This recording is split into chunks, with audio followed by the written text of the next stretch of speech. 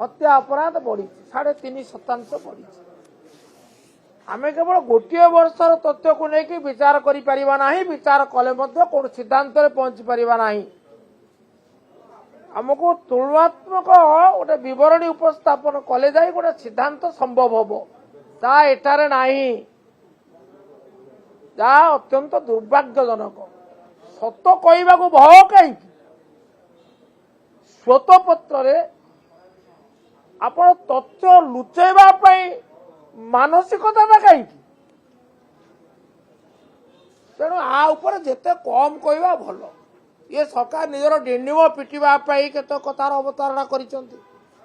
किंतु वास्तव में